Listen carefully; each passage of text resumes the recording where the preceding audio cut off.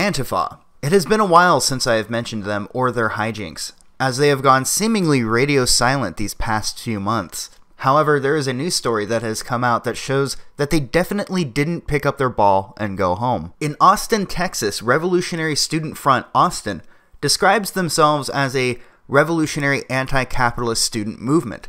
They are locally known for their self-defense courses that are held on campus at UT Austin, as well as their advocacy for neutralizing police officers.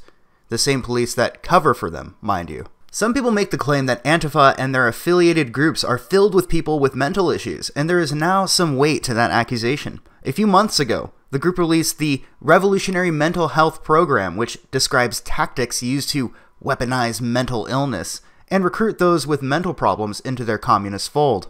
To quote, "The primary goal of this program was to address the mental health needs of students in a way that would primarily serve to politicize and strengthen them to become more committed to revolution and more capable of carrying it out, orienting recruitment towards those suffering from qualitatively more intense mental illness, a population whose conditions in general serve as barriers to reaching the point of being continuous fighters."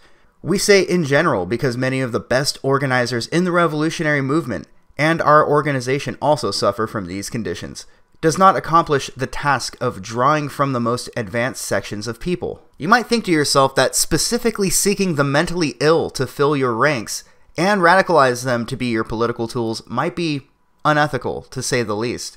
Keep in mind that these are the same people that say, "make racists afraid again," and this makes me wonder what term exists for people who use fear to meet their political ends. There's a very popular word for it, but it skips my mind. Considering all of that, there is a professor from UT Austin that was discovered unresponsive in his home on April 5th, yesterday.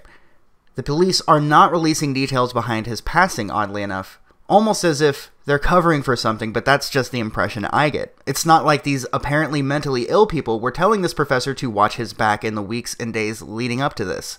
That might lead people to believe that these peaceful protesters who, to reiterate, have recruited specifically people with mental issues might have had something to do with this. Why did Antifa go after this professor?